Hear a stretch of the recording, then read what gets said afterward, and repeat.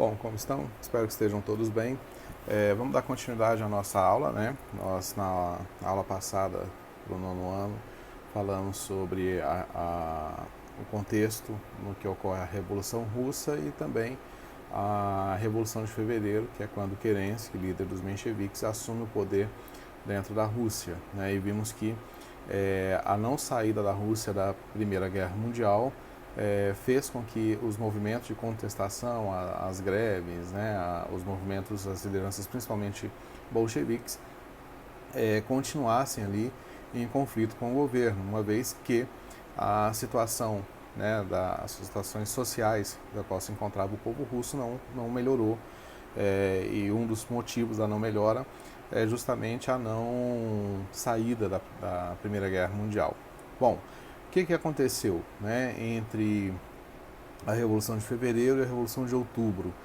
Várias agitações sociais, né, apesar de uma abertura um pouco maior do sistema, né, czarista, com a vinda do Kerensky, a saída, na verdade, do sistema czarista e a vinda de Kerensky, algumas lideranças políticas, e nesse ponto aí dois destaques, que é o Lenin e o Trotsky, retornam em abril para a Rússia. Tá? E quando eles retornam, né, Lenin principalmente retorna com as chamadas teses de abril, que eu terminei a aula passada falando um pouco sobre elas, que essas teses de abril elas se resumiam em três princípios básicos: pão, paz e terra. Dentro de um contexto maior da Revolução Russa, da Rússia naquele momento, era tudo que a população queria, né? Alimento, então resumido no pão, né? Uma vez estavam passando fome, necessidade; paz, que é a saída da Rússia da Primeira Guerra Mundial e uma estabilidade, obviamente, para o povo russo; e terra, que era a questão da reforma agrária, uma vez que você tinha ali ainda uma divisão da terra muito semelhante ao que nós do que você tinha lá no antigo regime, né? Então, Lenin consegue, nas teses de abril, reunir os três elementos básicos das aspirações do povo russo, né? E essas teses de abril vão ser aprovadas pelos bolcheviques, tá? O partido bolchevique vai... obviamente o Lenin vai fazer vários discursos, né, inflamados com essas teses e colocá-las como salvação para o povo russo, e obviamente ele vai ter muita popularidade, já era um líder muito popular, porque ele fazia ele ia para a porta das fábricas conscientizar as pessoas da questão da situação da Rússia antes de ser expulso. E aí, no retorno dele, ele já tem uma certa popularidade e, obviamente, ganha mais popularidade porque ele está falando justamente o que o povo pensa e quer naquele momento dentro da Rússia, né?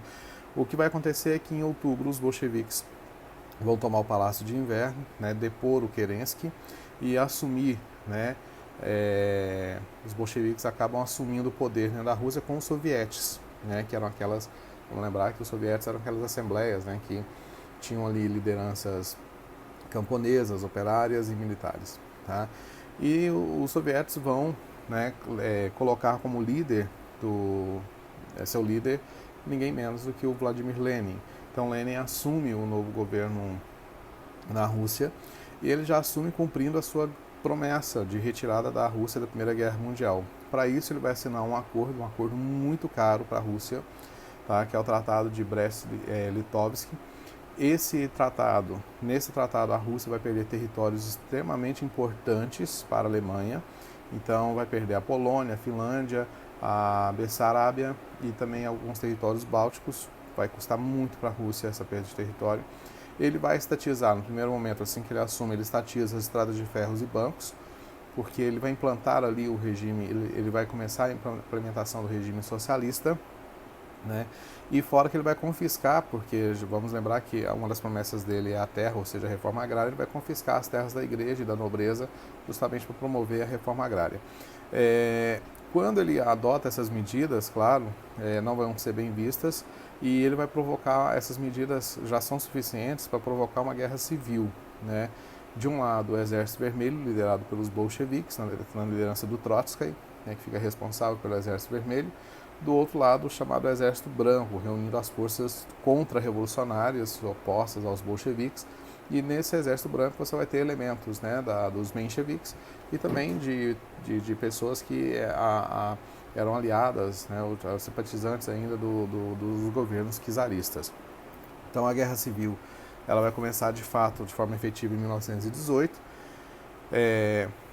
com o Exército Branco sendo contra-revolucionário. Lenin, durante o período da Guerra Civil, vai estabelecer o chamado comunismo de guerra. O que é o comunismo de guerra? Lenin sabia que ele precisava vencer a Guerra Civil para dar uma estabilidade para a Rússia, né, se ele quisesse realmente que os bolcheviques mantivessem no poder. Então, para isso, ele vai mobilizar todo o povo russo em torno desse objetivo de vitória na Guerra Civil, né? Então, ele vai confiscar as colheitas do campo, ele vai confiscar a produção russa para abastecer os exércitos em primeiro lugar, para que ele pudesse dar conta de vencer, né, esse conflito. Então, e ao mesmo tempo ele vai implementar já uma ditadura, no sentido de que ele vai coibir, né, ele vai suspender as liberdades de imprensa, as greves, a formação de associações, vai proibir o Partido Menchevique Socialista Revolucionário e também vai ser responsável pela execução do czar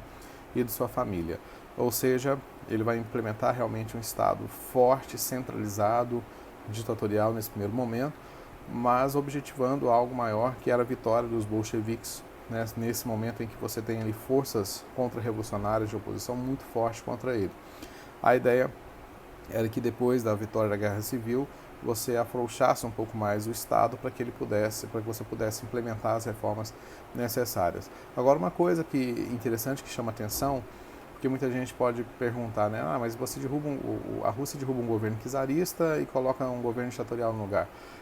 Eu tenho que lembrar da questão de que os governos czaristas eram um governo que em nenhum momento se preocupava com os aspectos sociais.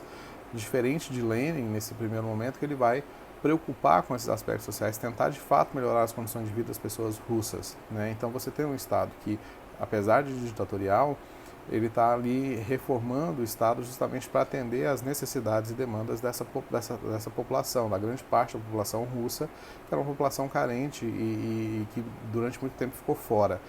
Os soviéticos vão ter grande força durante o governo de Lenin, isso é importante também, ou seja, as assembleias comunitárias, elas têm força dentro desse governo leninista, tá? E durante a Guerra Civil, essa mobilização, a população se junta em torno dos bolcheviques justamente por ver pontos de melhora.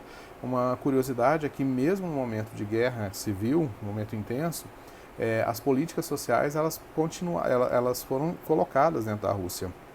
Lenin, por exemplo, junto com a sua esposa, aliás, na verdade a sua esposa, né, a Nadia, ela faz um plano de educação, ela era pedagoga, e consegue consegue eliminar boa parte do analfabetismo dentro da Rússia, isso mesmo na Guerra Civil, né, fazendo de que forma?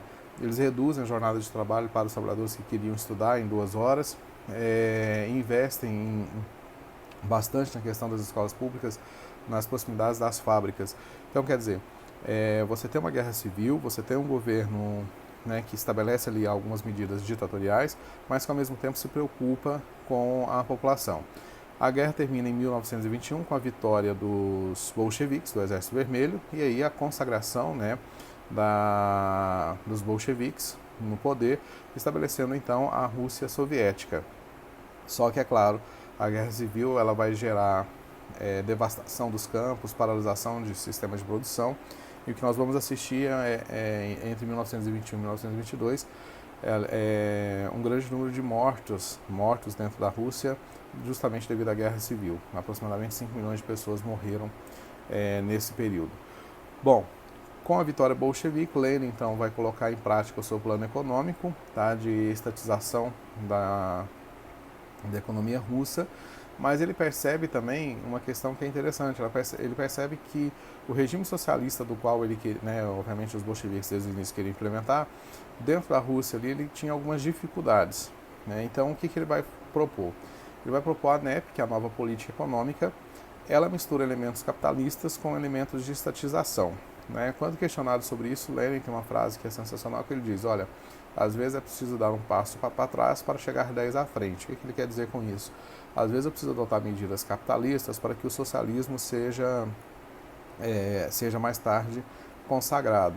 Né? Uma vez que você está lendo a teoria marxista, que falava que o socialismo seria possível em economias capitalistas altamente desenvolvidas, Lenin percebe que isso não era uma realidade da Rússia naquele momento, né? Então ele precisa investir numa questão da economia russa, para que depois ele pudesse implementar ali as suas políticas socialistas. As principais medidas da NEP quais são? Formação de cooperativas nacionais, né, funcionando nesse sistema cooperado de produtores dividindo seus lucros. O Estado russo compraria dessas cooperativas os seus produtos, dentro de uma ideia de mercado até, tá? Autorização para as pequenas e médias empresas privadas funcionarem, que são medidas aí de abertura, né, do sistema socialista, volto a repetir, um passo para trás para chegar a 10 à frente, de Lenin. Permissão para os camponeses venderem seus produtos no mercado livre, o que sobrasse o Estado russo comprava, tá? E controle estatal das indústrias de comunicação, sistema financeiro e transporte, que aí são os pontos centrais do qual esse Lenin não abre mão, realmente vão ficar na mão do Estado. A ideia deles, então, era desenvolver, né, parte de um sistema capitalista para que eles pudessem desenvolver o socialismo, mas é claro também evitar uma falência da Rússia, porque ou eles faziam essa abertura de mercado ou eles não davam conta de sustentar ali a Rússia naquele momento, tá? As medidas da NEP elas não foram suficientes para impulsionar a economia e em 1926 ela entra em colapso, a NEP, essas políticas econômicas entram em colapso, elas não conseguem se sustentar. E o crescimento extraordinário da economia do país deu-se a partir da década de 30, na verdade, já com Stalin, e aí dentro dos chamados planos quinquenais, que nós vamos ver que Stalin ele rompe um pouco com a ideia do Lenin, porque o Lenin, durante o governo do Lenin, que vai durar até a sua morte, em 1924, o Lenin ele tenta estabelecer ainda um modelo econômico voltado para as questões sociais, né? Atender os anseios sociais são foco do Lenin, não é o foco do Stalin.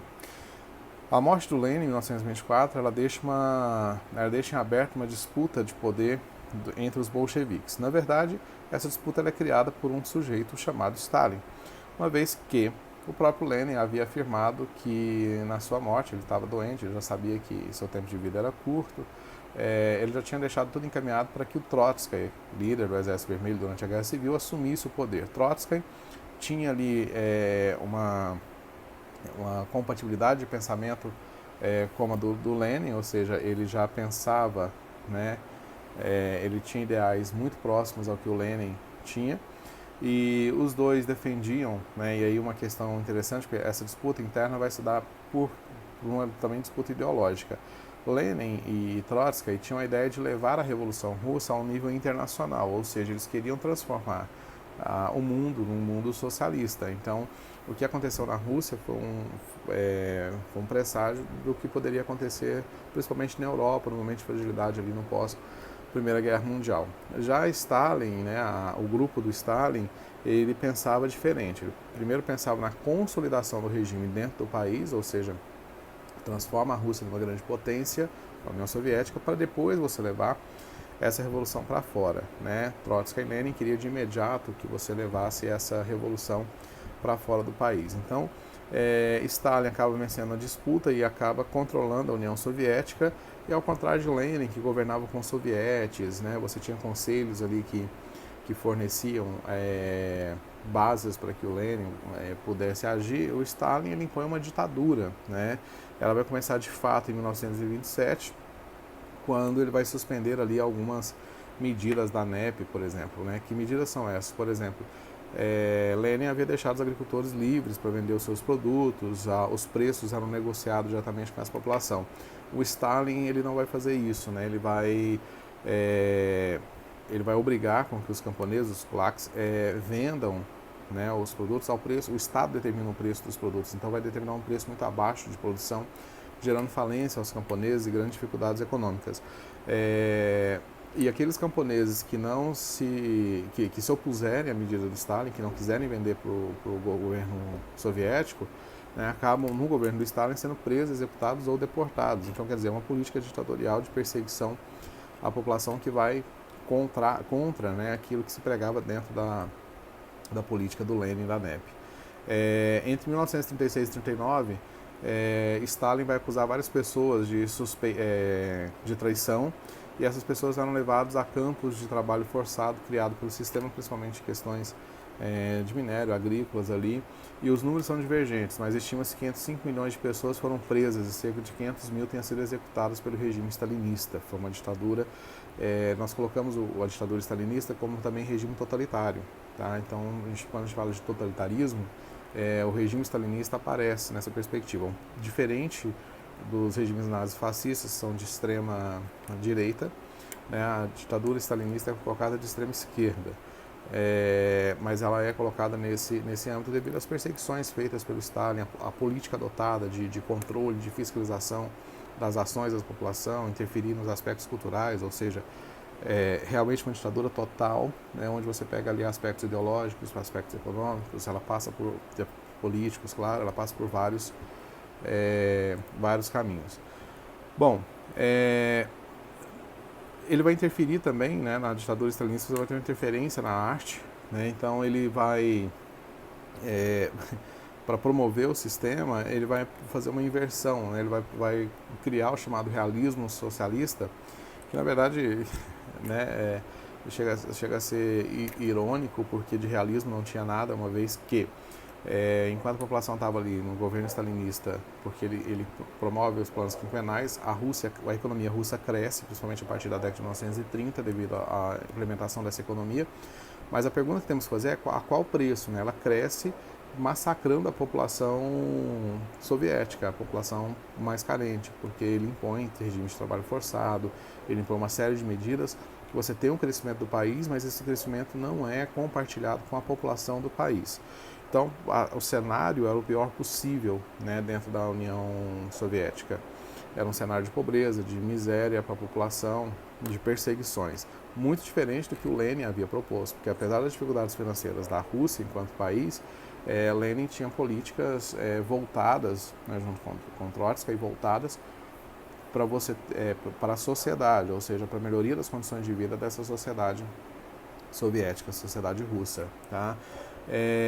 E aí o que ele vai fazer? Ele vai enaltecer a pátria soviética nessa arte desse realismo soviético e vai colocar uma série de padrões artísticos a serem seguidos pelos artistas, e nesses padrões o que ele vai fazer? Ele vai colocar ali, ele vai mandar pintar trabalhadores sempre muito limpos, sempre muito felizes e sempre muito satisfeitos com o regime soviético. Ou seja, distorcendo completamente a, entre aspas, realidade do que havia dentro da União Soviética. Então, mostra isso uma faceta dessa ditadura stalinista de controle total das ações dentro da União Soviética. E os impactos da Revolução Russa, né?